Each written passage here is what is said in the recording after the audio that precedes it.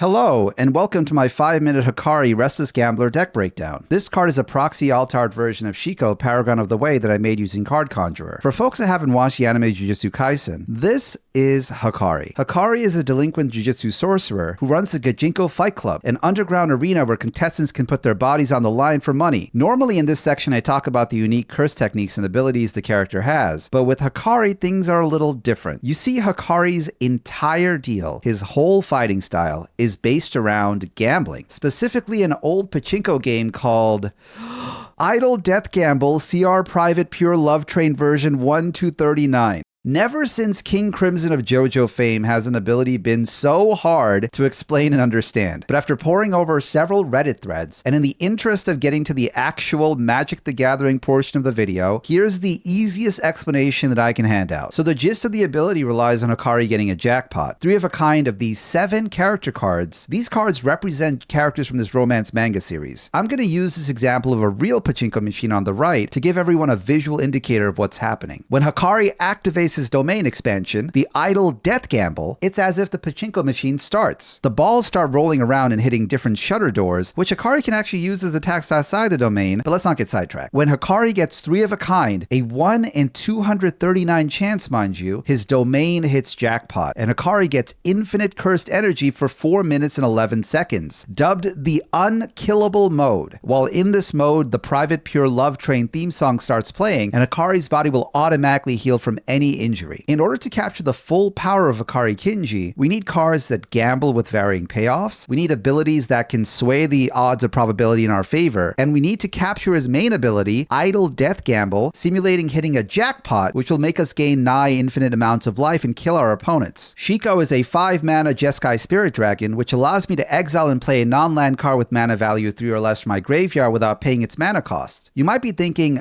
Spirit Dragon? Jeskai?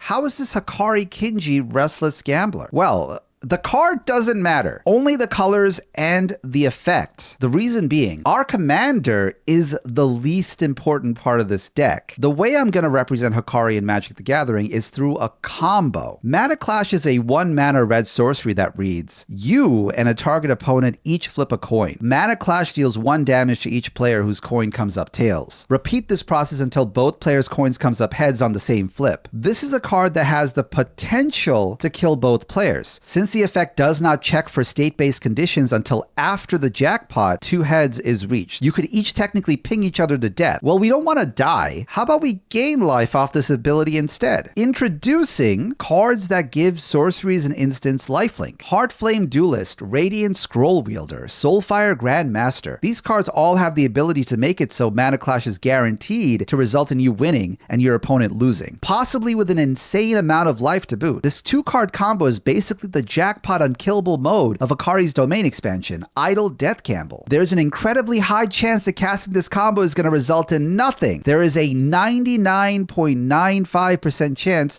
that the clash ends before either of you lose. However, there's a very slight slim possibility, 0.03%, that you will do enough damage to end your opponent. So, are you feeling lucky, punk? How do we support this combo? We're going to need to increase the odds of landing the spell. We need to be able to tutor out all the relevant cards and avoid losing to my opponent's creatures and abilities. With base Mana Clash and a sorcery lifelinker, there is a 0.03% chance of killing someone with this combo. So we need to raise the odds, and with coin flips, there is a singular card that can help with that. Krark's Thumb, a legendary artifact with the ability, if you would flip a coin, instead flip 2 coins and ignore 1. Instead of 2 coins flipping simultaneously, it's going to be 3. 2 from you and 1 from him. After the coins have flipped, you can decide to keep one of the options. So you can theoretically keep the Mana Clash going forever with Krark's Thumb, since we can choose to lose if there's ever an instance of both us and our opponents flipping heads. But that's just one opponent, leaving you with a Mana Clash in the graveyard and 2 other guys looking to end you. Introducing the whole Krark. Krark the Thumbless is a 2-mana legendary goblin wizard that when you cast an instant or sorcery spell, flip a coin. If you lose the flip, return that spell to its owner's hand.